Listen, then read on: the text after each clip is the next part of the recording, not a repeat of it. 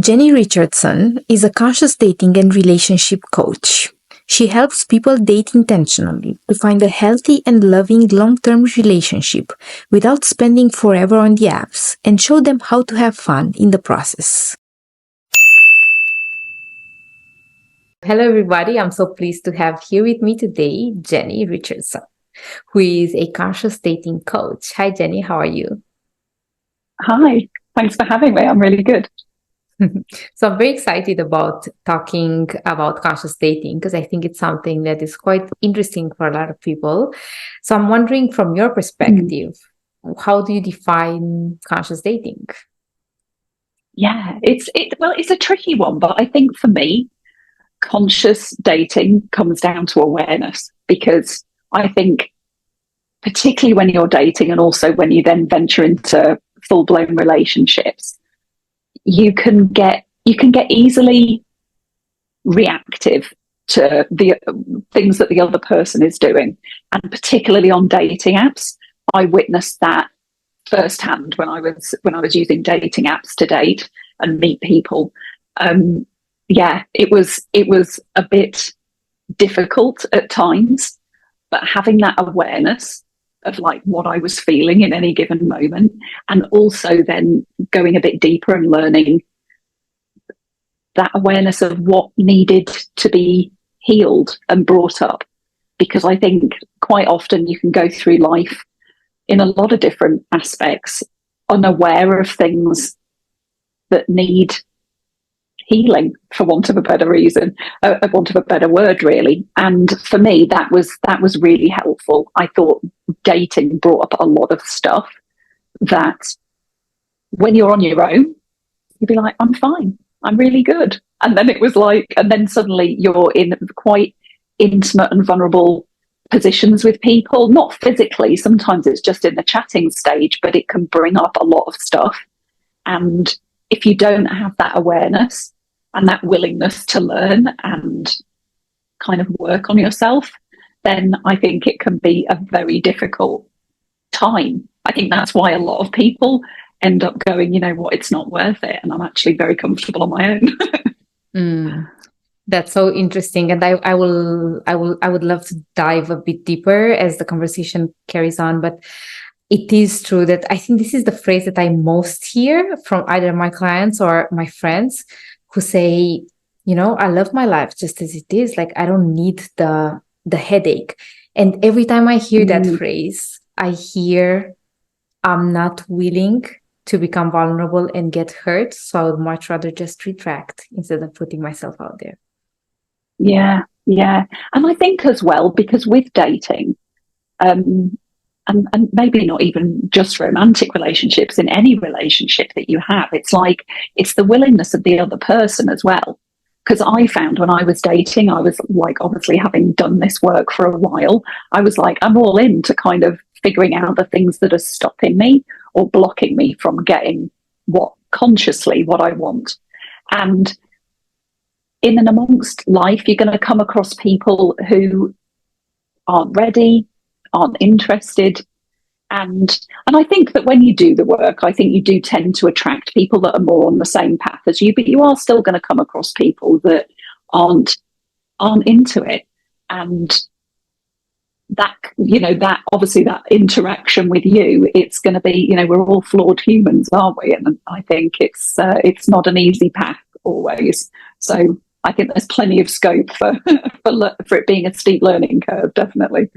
Yeah, 100%. And I think that if we are aware of the fact that all our wounding was created in relationships, then taking responsibility and understanding that healing also happens in relationship could be the way. But again, that requires for us to be willing to put in the effort of going a bit deeper and looking at the things that could potentially be quite hurtful to re-experience.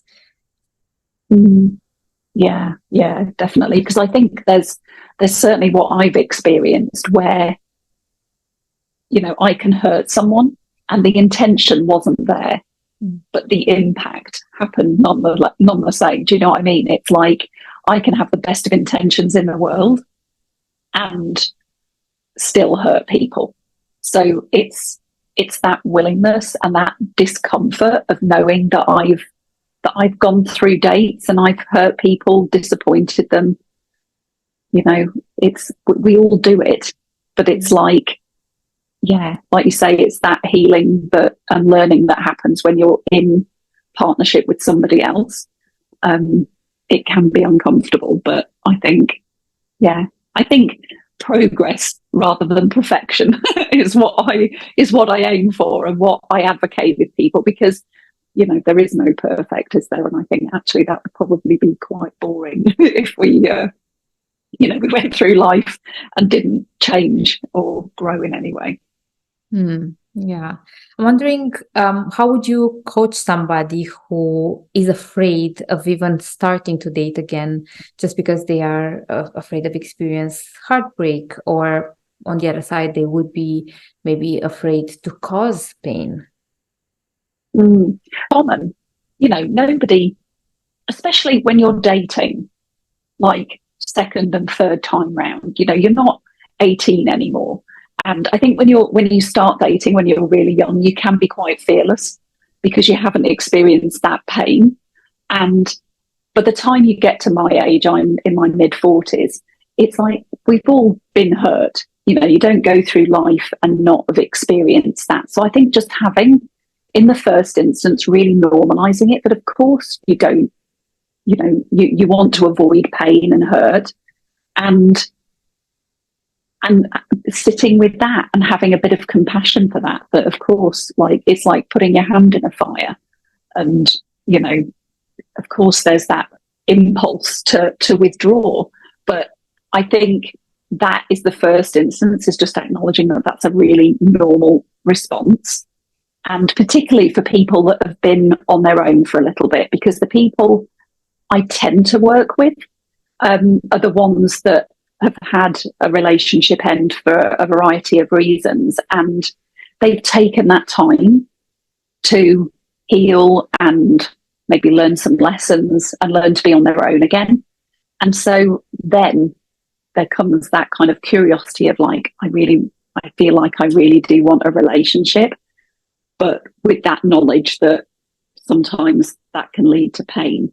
So I think for me, I love the work that I do, the part that I like. I love all the practical stuff and the tips and things like that, but I also like that somatic work where it's like you hold those experiences, those painful experiences in your body, and working with the body, learning to like feel it and process through it. You don't have to talk your way through it, because I sometimes find when you've had a relationship end, you're used to talking about it. Usually you've discussed it with friends and family and things like that. You've had conversations in your own head, but that can only get you so far. Yeah. I think for me, a big part of it is just going, you know what, we don't have to use words. We can just experience what is happening in our body. And one of the first practices I do with people is that process of, once we've set a goal, like ascertaining what it is that they want, is that process of just like closing your eyes and going like, imagine having this relationship. And what do you notice coming up in your body? And there's usually always something that comes up around the heart area, like a clenching or a contraction. That's like that. If we didn't give ourselves that space and stillness to just listen to what the body is telling us, we would just go through life and just think, oh, it's a bit of heartburn or something, and ignore it. And I think when you can feel those sensations in your body, and then you can work to kind of integrate all of that, residual pain from wherever it's come from. Because what I love about this is you don't even need to know where it came from. Sometimes you want to, because sometimes it's interesting to understand it from a cognitive perspective. But I think I really do like that work that I did with Vita, which was the training program that I trained with for this. It was like learning that the body can also have a lot of wisdom in there as well. Yeah. And I love what you said. I think that the process for people who are highly intellectual is to try to make sense of things, and we can get caught up in this loop. And also, I think the more we speak about something, so for example, for years I carried the story about my first relationship. We met when we were 15. We were together for 8 years. It was extremely impactful. And the more I reiterated the story, the more real whatever meaning I gave to everything that had happened became. Yeah. So yeah, in a it's way, like that well-worn path, isn't it? yeah. It was continuously confirming, reaffirming the things that I believed about men, relationships, myself, and so on and so forth. And I think that another piece that is really interesting is that I think many people are not even aware of the fact that we have this tension, this constant tension, right? Between being in togetherness, wanting a relationship, and then wanting a sort of freedom and wanting to be loved in a certain way. And they coexist, but they also have spaces where they are extremely disconnected, very, very, very much apart. And when you do the somatic work that you mentioned, then people can actually see that even if consciously they think they want a relationship, there are parts within them that are not completely on board with having a relationship. Oh, definitely. Yeah. And I think as well, a big thing that comes up for myself, but also the people I work with, is that element of time. Is that when you're used to being on your own and you've got a full life, you've got jobs and you've got family and pets and all of the fun stuff and responsibilities, it's like, I don't even know where I find time. So there can be that resistance from we think it's a purely practical point of view, is that I don't know where a relationship would fit in. And like being aware that, because again, when you start dating when you're younger, you seem to have an abundance of time, don't you? And nobody sits around with lots of spare time hanging around usually. So it's that is one of the stories, that it's like actually to have a relationship and start to date, having to relinquish some of that free time or time that they would spend doing other fun things. And so there can be resistance there. There definitely was with me, because it's just like, I do like just chilling on the sofa. And I'm not going to be able to always do that if I'm with somebody, but it's so nice when I see it in somebody else, see them when they get into a relationship, and it's like, actually, you want to give up that time to be with the other person, that it doesn't feel like a sacrifice. And I think it's important to have boundaries and things like that around what you need for your own self-care, but also when you're in a really healthy relationship, that there's those compromises that you make that don't feel like a negative. Yeah. So I would be curious to rewind a bit your story and to go to your initial story. So what brought you to doing what you're doing? Well, it's a bit of a windy path.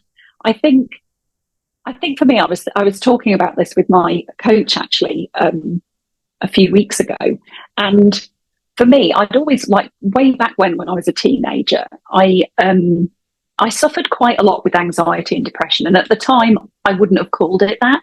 I just knew I felt miserable. But I think up until about my mid-20s, that was like, I wouldn't say a permanent state, but I did struggle with that quite a lot. And because of that, I did take antidepressant tablets for a period of time, but I also learned a lot of things that helped me as well, like exercise is a massive thing for me, talking therapy, things like that. So I did a lot of self-help when I was quite young.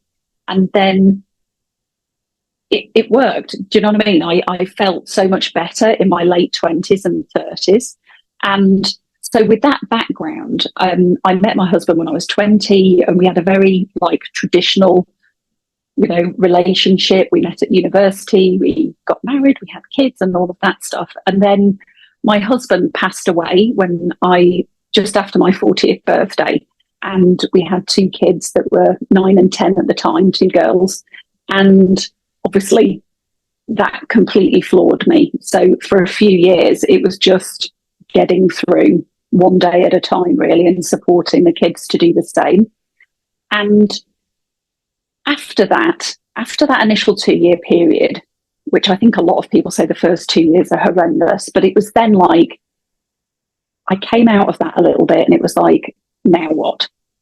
And having supported, particularly my eldest daughter struggled because she was a little bit older and understood a little bit more. And she'd gone through art therapy and things like that, and that really helped her. But I think that kind of drew me to helping kids with their emotions. So I initially trained as a coach, but to help especially children with their mental health and handling their emotions. And then when I started dating a couple of years later, I found that the skills that I taught kids about how to handle their emotions were actually really amazing at helping me when I dated. So I noticed that I was able to be a lot calmer and less reactive than like friends that were dating, and also the people that I was encountering on the dating apps. I was looking for a man, and I found that not quite often, but regularly enough for it to be an issue, that they were having emotional reactions to things. And when I went on dates, they would discuss it with me. You know, you end up talking about dating apps and what it's like. And I realized that some of those skills that I taught kids, which were dead simple but really effective, were really helpful for me. And so I think that's what got my curiosity going in that direction, is that actually I really want to help adults too. And you've got to pick something, haven't you? You can't help everybody. But I realised from coaching kids as well that obviously the adults in their lives have a massive impact. The skills that the adults have of handling their own emotions and dealing with adversity and building resilience, that has a massive impact on your kids. So if you've got those skills, your kids tend to be pretty good at it too, and vice versa. So I thought, actually, I can still help the kids by helping the adults.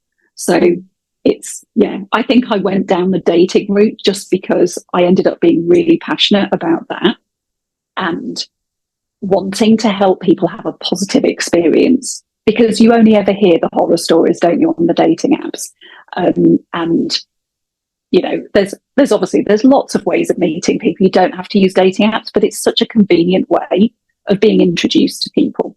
And I think that's why I tend to focus on that, because it's such a popular way of dating these days.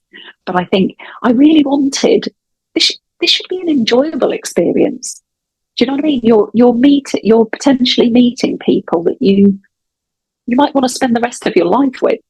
And not everybody, obviously, is going to be a fit for you, but I think it should be a more fun experience than it is. And having not just happy relationships, but healthy ones as well, where there can be conflict, and it doesn't have to be the end of a relationship, that you can learn to communicate and, you know, give space to all of the things that are going to come up. Because, yeah, I think for me, I might be going off on a tangent here, sorry. There was a book that I read when I was in my early 20s, and I think it was called The Happiness Project. And it was about, like, what makes people happy. And one of the big things that came out of that book was that it was about progress, like working towards a goal, rather than the end result of the goal. The progress that you make towards it is actually where happiness lies. It's not like the destination. And I love that. And I thought that's a really good analogy for dating, is that dating is a process of finding a person that you want to settle down with. Most people I work with, they're looking for somebody to spend the rest of their life with. And that process of finding that person and learning about yourself as well and what is right for you, there can be a lot of joy in that, I think. And I think people are focusing on the end so much that they're missing the fun and the joy that comes in that journey. Yeah. Thank you so much for sharing your story. Of course, I'm very sorry that you had to go through this really challenging, tremendously tragic experience of losing your partner.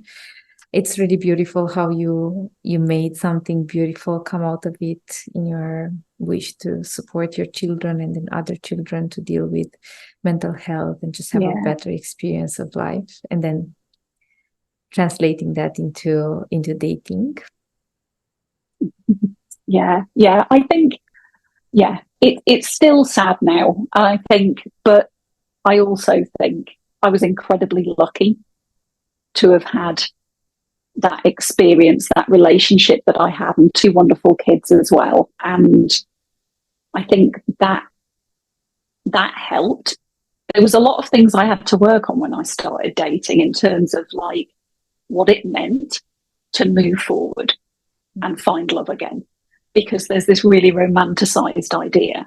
Certainly there was in my house, and I do think it's a cultural thing as well, that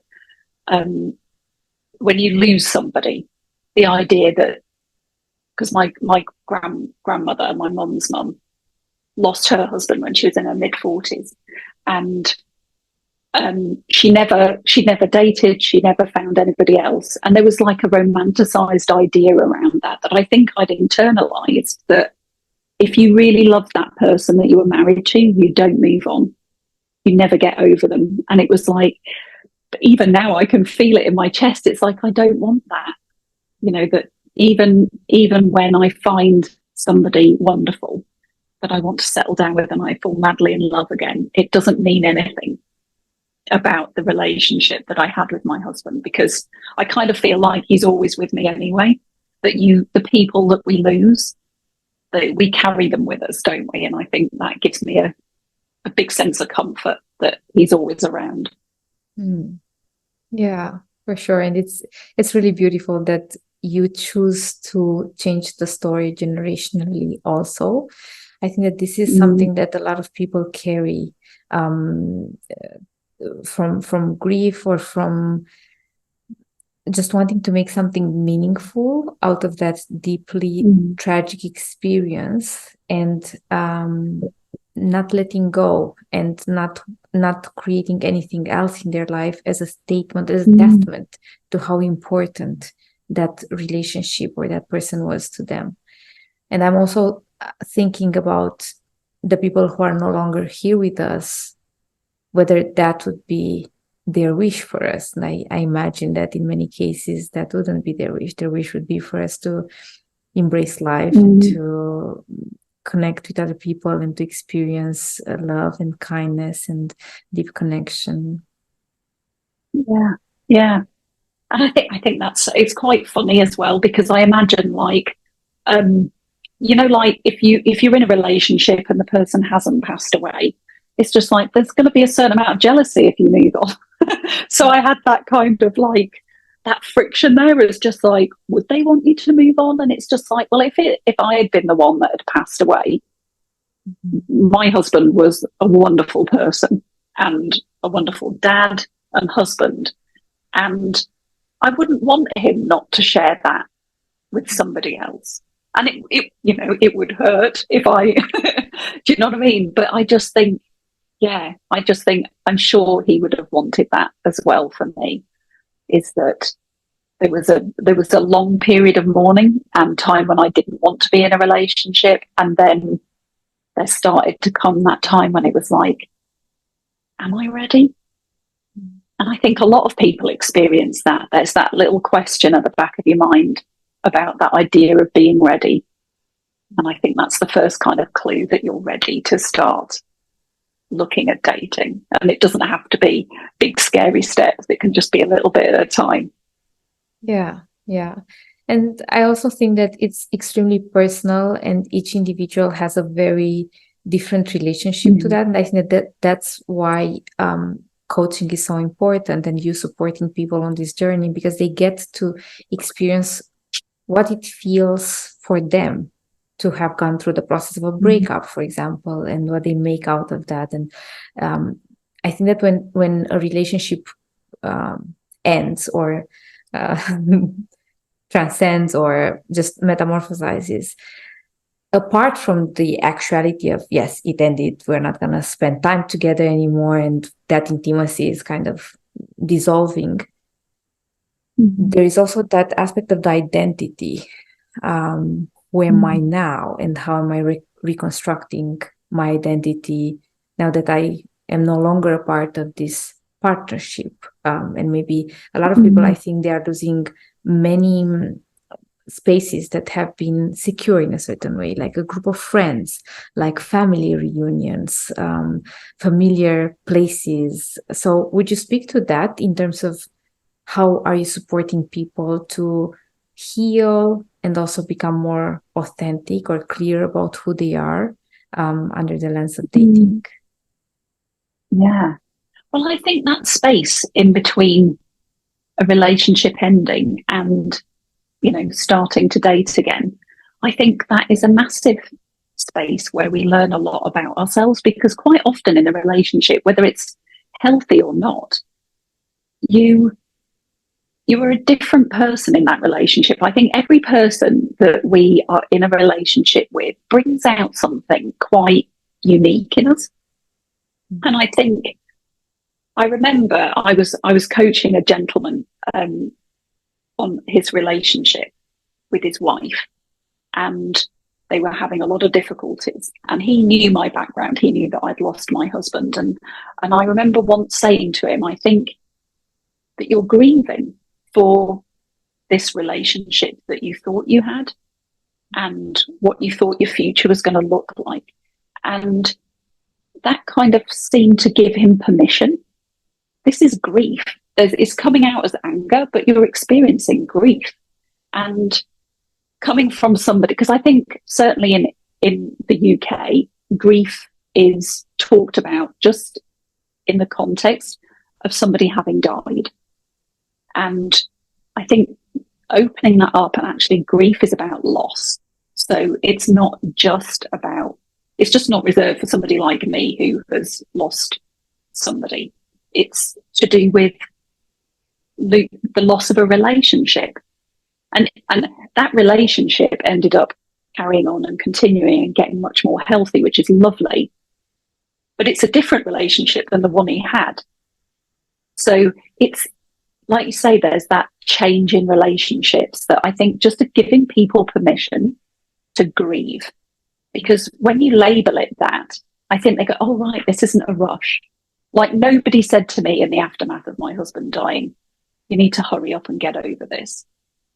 It's like, and some people have had that said to them when a relationship ends because of a breakup. And it's like, everybody's on their own path with this. There's no timeline, and you might want to speed it up, but it's like allowing yourself to grieve for that, whatever it is, I think allows people to relax a little bit and go, okay, this isn't a rush. So I think for me, that is a big part of it. I'm sorry, I think I've maybe gone off on a tangent a bit there, but yeah. And I think when you're dating, I think you do have to have a certain amount of resilience and know who you are. So I think having that gap between a relationship ending and starting to date again allows you to figure that out. Like, who are you when you're on your own? You're not having to please anybody else or make any compromises. This is just about you. And that can be really empowering for people to learn who they are when they're on their own, because quite often we haven't been on our own for extended periods of time as an adult. And I think it was a big thing. It was like, yeah, like part of your identity is married up to being in that partnership.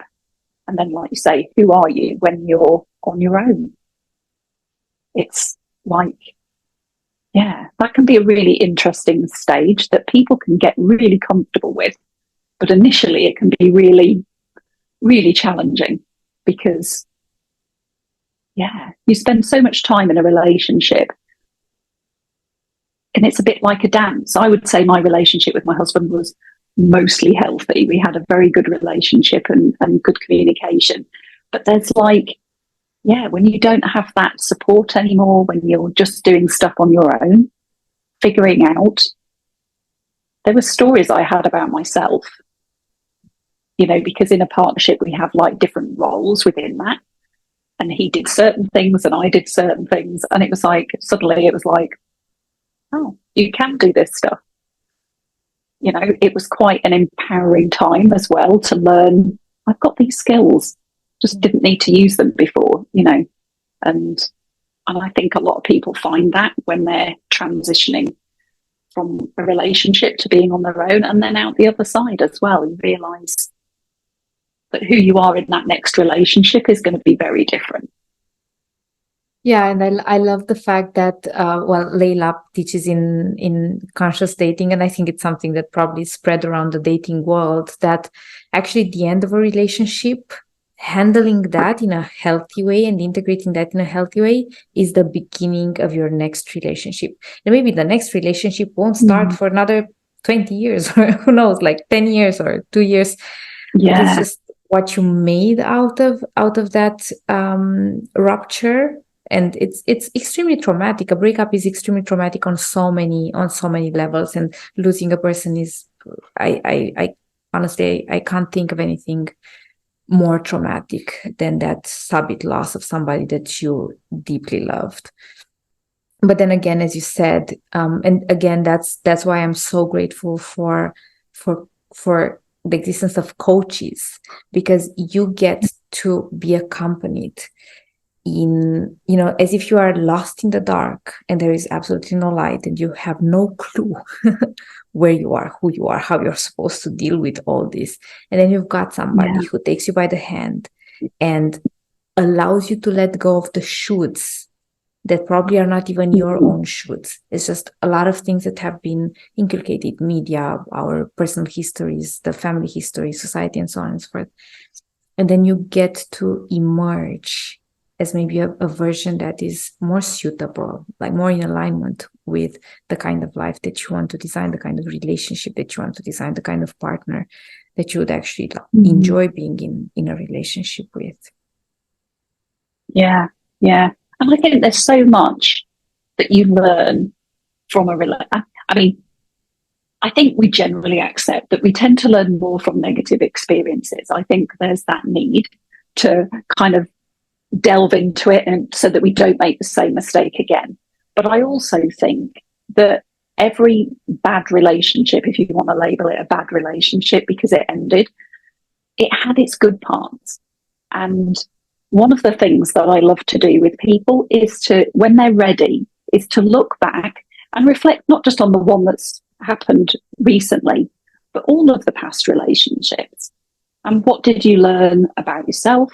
And what did you learn about the person that you want to be and the person that you want to be with? Because I think having that awareness, rather than just running away from the pain and from whatever they've identified was wrong in that relationship, it's really helpful to look at some positive things too, because that can be quite healing in itself. Because I think there can be this story that time's been wasted in a relationship because it didn't last forever, when actually, like I said before, I touched on it, was that you're a particular person with them. They bring out a certain essence in you that somebody else won't. And so there's a grief that goes with that. But like, another relationship will bring out something different in you. And all of those parts are within you. But it's just so nice when in relation with another person, and that can be platonic, it can be romantic, it can be family relationships, but each person brings out something different in us. And yeah, but I think it's nice to see that no experience is usually fully negative. There's usually positive elements within it too, certainly when we talk about relationships. Yeah. And I love the invitation to reframe what ending a relationship means. Because I think that for a lot of people, a divorce or a breakup equals failure. And I've heard this, I think, more on the side of women, and maybe it makes, not maybe, for sure, it makes complete sense. The worst thing that a woman can tell you is, you wasted my time, because what a woman does, she invests fertility years in a relationship, and there is an uncommunicated expectation And when things don't go according to plan, or they don't find fulfillment in a marriage, a lifelong partnership with children, then taking responsibility fully for, because we all play our part, I think, in the relationships that you are co-creating, then it's just easier to say, hey, you wasted my time. And maybe it happens on the side of men too. But I really love this reframe of it's not a failure because it didn't last forever. It was a phase. And if you can honor that and who you became in the container of that phase, then you can also create a different relationship based on everything that you took as gifts from that phase of your life. Yeah. And I love the idea of seasons as well, because I think when you use the word phase, it was like, I remember that, like when I was a kid, it was, it's just a phase.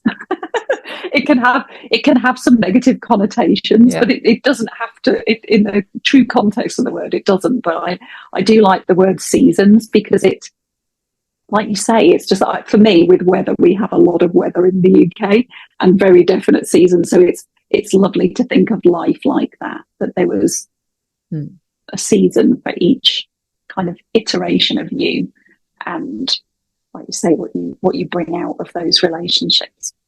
Yeah. So I'm curious about certain topics that maybe you recognize in many of your clients. Are there some topics that clients bring to table with predilection? Yeah, I think the first one is always, am I ready? I tend to have clients who have had a period of time on their own, rather than people that come out of a relationship and start dating straight away. So, yeah, I think that tends to be part of that first conversation is, am I ready? And what does that even mean? Because I think being ready is a decision, essentially, is that it's like, it feels quite brave to put yourself out there and take that first step. I always think the first step is the hardest. So I think those things always come up early on. And another common theme that I find is the healing part. There's like resistance within us to an unknown future, even one that we really want. Cognitively and consciously, we've thought, I definitely want a relationship and this is what I want it to look like. There is always some resistance there, because otherwise we would have it. You know, we would be out there and doing the stuff and enjoying it. So I think for me, bringing up those things that people are completely unaware of is really lovely, because I think even though it's not always a completely comfortable experience, you know, there's a reason that we're resisting things, but bringing it up in that kind of safe space of a coaching session, and being able to show people this is what is holding you back. Yeah, I think is like really powerful, but it's also very rewarding for me as well. I think having done it myself, I know the value of it. But even then, you know, there's resistance in me sometimes with sort of going deeper with stuff, and having, you know, being able to facilitate that for other people is really lovely. Yeah. I'm curious about dating apps and whether I have this assumption that as much as they are available and like just easier to use, there is also a sort of, I don't know if shame is the word, or a sense of awkwardness, because people would like to tell a different story than, oh, we met on an app. Yeah. It doesn't sound very romantic, does it? Right? Yes. But then again, yeah, you know, like, yeah. Oh, yeah. I think it's very common for people to meet that way. But I do remember when I first started dating, there was like this, oh my God, what if I see somebody on there from work or something like that? And it was like you say, there's an element of like a little bit of shame associated with it, embarrassment. Yeah. But it's like, I realized I'm quite a home bird. I do like my own company and my own house. And I very rarely left the house without the kids. And when I wasn't running around trying to do a million different chores and jobs and things like that. So it's like, I was never putting myself in a situation where I was going to be open to meeting somebody. And I do think the dating apps, to a certain degree, they've made it very easy to meet people. I don't think they're great at a lot of things, but dating apps, they do expand your pool of people that you come into contact with. But I think it can also make you, I mean, I'm being a little bit sexist here, because quite often it's like this idea, I had this fantasy that I wanted a man to see me and to ask me out and be inspired to ask me out. But that's really nerve-wracking for a man to they don't even know if you're single, you know. And I think the dating apps have made it a little bit safer, because everybody on the apps, you know, you're single and you're looking for a relationship. There may be some debate about that. But as a general rule, if you're on the dating apps, you know, you are going to have to filter through some people that perhaps are not single and are not really up for a relationship. They're just there to have a bit of fun. But assuming that most people on there are looking for the same types of things as you are in the general sense, I think it just makes it a bit safer, not quite as vulnerable to ask people out. And yeah, I think there is a little bit of shame, maybe, but I don't know whether shame feels like a strong word, but I think that yes, there was definitely some trepidation when I started dating, and I know a lot of clients say the same thing. It's just like, what if I see people like exes on there? What if people from work? I did have a funny story when I first went on, and thankfully I had a good relationship with my boss, but I went on the dating apps and her ex-husband liked me straight away and messaged me, and I was like literally sat next to her, and I was like, oh my God. So it's things like that where you're like, there's a scope for a lot of awkwardness. And so, but I think actually in that you get a lot of practice of like handling those big emotions and like the shame, disappointment, embarrassment. You get a lot of practice handling those emotions, being aware of how you're feeling and having difficult conversations with people. And I didn't always do that well. I feel like I have had a steep learning curve on the dating apps myself in the early days, because I had this thing where I didn't want to hurt anybody. So I didn't completely tell the truth. And I've realized when I was dating, some people, like, I wouldn't want somebody to be really blunt with me, but some people prefer that and actually need it. If there's any room for misinterpretation and stuff like that, it's on the dating apps when you're just texting. You know, it's the scope for misunderstandings is massive. So you get a lot of practice about communicating much clearer, and learning to just be very clear about what you mean, because I think I was trying to do it softly, and that actually wasn't serving me. It wasn't serving the other person, and it just got me into very awkward conversations with people. So I think I find that the fun part of dating is that going in there knowing you're going to have it, but also you're going to get a lot of practice, so that when you're in a relationship with somebody that you really care about, you've had that practice. Because I certainly found that having been on my own for a little while, I was out of practice of like talking to somebody and negotiating and setting boundaries. And those are all skills that you need in a really healthy relationship. So yeah, I just think dating allows you to practice it all. Yeah, and from this standpoint, I think it's absolutely amazing. It's also a beautiful filtering mechanism. I remember that I followed this guy. His name is Alex Formosi, and him and his wife, they met on a dating app, and they are American. So of course the culture maybe is different. But I remember something that she said, because I live in a culture where, well, dating is non-existent. Let's put it like that. And there are different cultures around the world that have different relationships with dating. And I remember what she said. And she said that she was working in this gym. She was a sales manager. And her boss told her that she was complaining about not being able to find a guy and wanting a relationship. And her boss told her, this is really peculiar because you are a sales manager and you are great at numbers. And dating is just another numbers game. And he told her, you should just swipe. And then you have like all these experiences. And the more people you meet, the more the chances of meeting the right one, the appropriate one for you, increase.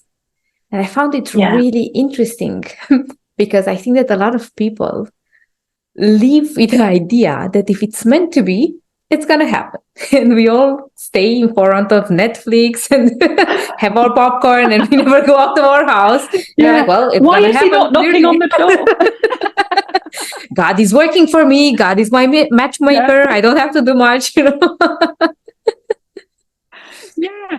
And of course that would be lovely. I do remember having like fantasies in my head of like somebody just coming up, knocking on the door, or bumping into me in a coffee shop or something like that. And it was just, of course that's possible, but I think I like that idea of the numbers game, and it doesn't sound very romantic, but it is. You've got to meet enough people so that because the important part to me is you then recognize when there's a good one, when there's somebody that's a good fit for you. And I think I definitely advocate for talking, like texting quite a few people at the same time. That doesn't resonate with everybody. And I think it's important that certainly one of the processes I do with people in the conscious dating is helping them come up with their like dating rules, their dating code. How are they going to handle certain situations and what feels morally right to them? But I think the figures are something like 60 to 70% of people on the dating apps are talking to more than one person at a time. So I always say, assume that that's happening until you've had a conversation and agreed that it is or it isn't going to happen. Because I think otherwise, if you put all of your eggs in one basket at a time, you put a lot of pressure on that one person that you potentially not even met yet to be the one. And rather than when you're dating like 2 or 3 people in, not at the same time, but, in quick succession, if you're dating a few and talking to a few people at a time, you can be a little bit more relaxed and not putting so much pressure on each individual date. Because when you're relaxed, you can share a bit more of yourself. Mm-hmm. You notice things about the other person. Because I think a big complaint for a lot of people is, what's a red flag? What's a green flag? And I think when you're dating just one person at a time, you can talk yourself out of or justify a lot of these flags being either good or bad. Because you might find them attractive, or they've got a good job. They seem to really like you. They give you lots of compliments, and you can get caught up in that. Whereas if you're dating a couple of different people at the same time, I think it just gives you that ability to kind of relax and lean back and notice more about the person. And that doesn't resonate with everybody, but it's something that definitely worked for me. I think if you're a bit more on the anxious attachment side of things, that can be really helpful because you can attach to somebody quite quickly, which isn't helpful. You need to be able to give the person and the relationship a bit of breathing space so that you can discover a little bit more about the person before you decide, is this a good fit for you? Yeah. And it's a way of avoiding idealization, because I think that we are all prone to idealizing the people who manifest interest in us and are curious about us. And then another aspect is, I think that we are also concerned to pathologizing each other. It's like, oh, he has a lot of red flags. Well, a lot of people do, like everybody has red flags and everybody has green flags. It's more about understanding that certain red flags are non-negotiables for you. And some people are indeed pathological, and then, you really need to carry on. Yeah. And I think it's looking at the whole picture, isn't it? Because like you say, we all have traits. I've noticed in me that I do develop feelings quite quickly, but also I can lose feelings quite quickly as well.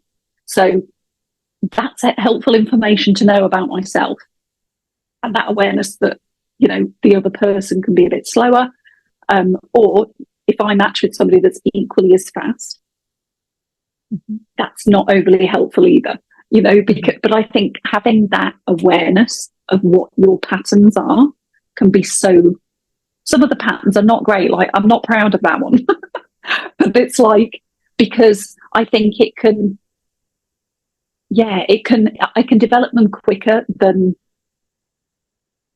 is, what would you say, healthy, or just develop them quicker than the relationship would naturally have. And I think I have that awareness now. So I'm aware that I can just sort of like, let's just take this slow. This isn't a race.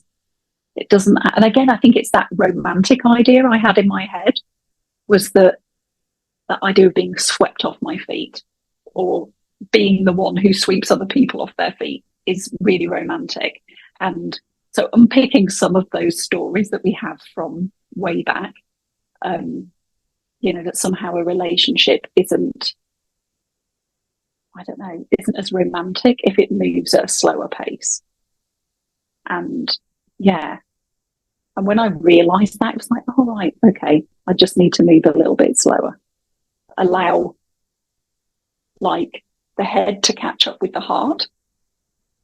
And because I think as well, it's not healthy for the other person either. I think if they're seeing my feelings developing faster, and it can kind of encourage them along, because I think I've experienced being on the receiving end of it too, where you're kind of bowled over by somebody's, feelings for you, and without having that detachment of going, well, actually, how do I feel about you?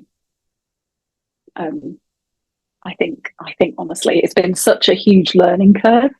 And I think seeing those patterns in myself, it makes it a lot easier to recognize it when it's happening in clients, but also in the people that I dated as well. It's quite a learning curve. Yeah, that's really beautiful. And may I reframe something for you? Because I feel that you are somebody who has such an open, giving, beautiful heart. And I think that sometimes this, what you would call as feeling too soon, too much, may be an expression of how willing you are to love and how willing you are to open your heart. And then, yes, it is tempered by your self-awareness and understanding that it is a pattern. Some people have it as a, seduction mechanism, which is love bombing, because love bombing creates intimacy faster. And it might not be the actual intimacy, it might be a reflection or a portrayal of intimacy, because that's how certain people get to get closer to people by increasing that intimacy. But I think it's also just a sign of humanity, like we all crave for that. And then we were brought up with the fairy tales and all the Walt Disney movies that ended when people got married or got together, and then we didn't know what happened afterwards, because that's when the actual story started. Yes. Thank you for that, because I mean, I think I have certainly judged myself for maybe how I viewed it at the time was like leading people on because I fell fast, and then I I fell out fast. Because obviously in that early stage is where there's all that positive projection going on both sides. You know, you only bring your best game, don't you, at the beginning, that whole honeymoon period. And I think you can't quite believe everything in that honeymoon period, but it's a wonderful sort of period to go through, isn't it? But it's it's just having a little bit of compassion, I think, like you say. It's a nice reframe that to think, yes, it's about that being open-hearted, but being responsible as well. And I think that's what I learned in those early stages of dating as well. Yeah, and I think it's beautiful because you also get to pace other people who could have a similar way of being in the world, aware or unaware of this pattern of, you know, opening very fast and then maybe losing interest when they feel they recognize some, yeah, maybe like a disorganized attachment style. And, oh, now people are actually interested in me, then I'm not interested anymore. Or it could also just be, I think about this a lot because we tend to try to put ourselves and our feelings and other people in these boxes that makes it easier for us to understand and make sense of the world and of our relationships. But I think that things are a bit more complex than that. And I think that the only way to navigate it is to be honest with yourself, first and foremostly, and just decide whether that relationship is worth going through the effort of understanding why is it playing out like this, and also what the Gottmans are talking about, right? Like, it's not about not having conflict, it's about understanding how to create repair so that you deepen the relationship. And I experienced this, and I was really proud of myself, actually. You know, I wasn't proud, but like in the process, I was really proud because that's where I saw the growth.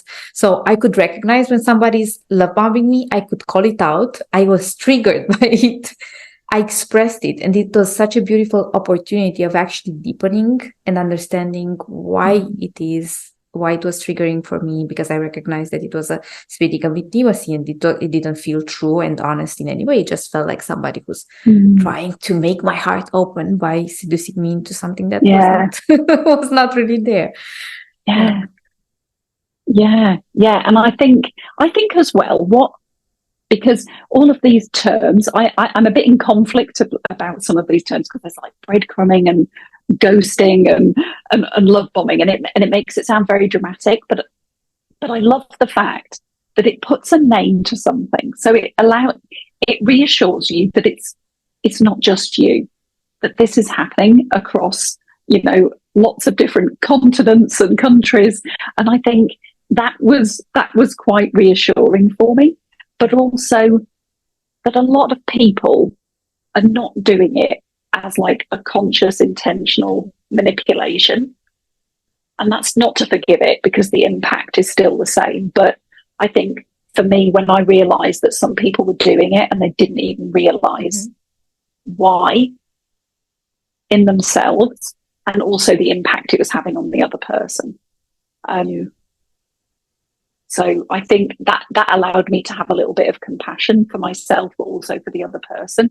Because I think sometimes you can attribute meaning and intention behind things, and that somehow makes it worse. It makes it a harder experience that somebody's done this intentionally to hurt you, and it allowed me to be a little bit more forgiving of myself as well, because I've had some, like you say, different red and amber flags in myself that I didn't like, and I've worked on. But it allowed me to also have forgiveness for other people who were doing the same thing. I think there's a lot of opportunity for growth, isn't there? And when you're dating, because it's very vulnerable. Brings up a lot of stuff. And again, I think that it's about sharing your experience and trying to not put the labels on other people, you know, like, oh, you have a disorganized attachment style, that's why you're doing what you're doing, and just say, hey, this feels like we're going a bit too fast. I need a bit more time to make sure that what I'm feeling towards you is really what I'm feeling, and that I'm not misleading you, or that I'm not opening myself in a direction that I'm actually not able to sustain long term. And it's all through the work of conscious dating, actually. Yeah. Yeah, definitely. And I think as well, one thing I noticed with me is that we touched on this a bit at the beginning, with like wanting to think things through and understand things and process it cognitively, is that when I was experiencing conflict in a relationship or a disagreement, it was like I wanted, or if I was experiencing some strong emotions and I didn't know what to make of it, it's like I felt like I had to almost solve it in me first before I brought it to the other person. And one of the nicest things that I've learned over the last year or so is noticing when I'm having a strong emotion and not having to fix it or like work through it before I bring it to the other person. I noticed I had difficulty with being flawed and not having it all figured out. And actually now when I'm feeling like upset about something, it's okay to just say that. Because that first, recognizing how you're feeling is like a really first basic step, but it's not easy. I think we've all been brought up in households and cultures where, feelings weren't discussed as much. And I think that's starting to change with my kids' generation, which is a really good first step. But yeah, learning to just name emotions, which sounds so basic, but that it be okay. I'm really struggling with this. I'm feeling quite upset. It's like, I don't have to fix it. The other person doesn't have to fix it. Mm-hmm. It doesn't have to be about them or about me. It's just about sharing how we're feeling. And that can be a really healing in itself. But I don't have to have all the answers. When I'm in relationship with somebody, we can figure it out together. Mm-hmm. And I love that invitation. And I think for the people who are listening, something that I recognize in my clients is this story of, I need to integrate and heal so that I can have this beautiful relationship. And of course, taking responsibility and starting your own process is beautiful, is very honorable. And also, there is never an end to the process. So just getting out there and using the opportunity of dating to heal and integrate and show up better, and hopefully find somebody who is on a similar path, who is using the opportunity of dating as a way of personal growth, and seeing aspects that they weren't really aware of, and integrating them and loving them, even the ones that are less desirable. Yeah, because I think one big thing, and I think we probably attract clients that have similar things to work on than we did. And definitely that idea, I would never have labeled myself a perfectionist. I had an older sister who was brighter than me, very academic. Her work ethic when she was young, I would say my work ethic now is very good, but when I was younger, she was very organised and dedicated to her studies. And my sister was the perfectionist. So I think because she was labelled that, I never saw myself as that. But as an adult, I've realised that I have these really perfectionistic tendencies. And I think a lot of women do, that we've got to have it all figured out and look perfect and act perfect. And actually, it was really helpful to notice that's the story that I had going on, but also take that off and go, you know what, I don't need to. Yeah. Is that actually having somebody that realizes they've got imperfections, we're all flawed, and that's half of the fun, is the journey. Like you said, the journey, like you don't have to be fully healed because we're never going to be. So just enjoy that journey, and who you get and who you choose to do that journey with. Because I think a big thing that came out for me when I started dating again about 18 months ago, and I had a lot more clarity. having gone through this conscious dating process myself, I had a lot more clarity about what I was looking for. But also, one key thing I've noticed is I wanted somebody that had a growth mindset around sex, but also around emotions and healing and all of that. Somebody that was, if they weren't doing the work right now, they were open to it. Mm-hmm. And it was having that on my list of non-negotiables was like, it was interesting that the people who came to me were already on a similar path. It was almost like a bit magnetic. Mm-hmm. And that people who had similar mindsets were drawn to me, and that's who I connected with on that time round. Mm-hmm. Yeah.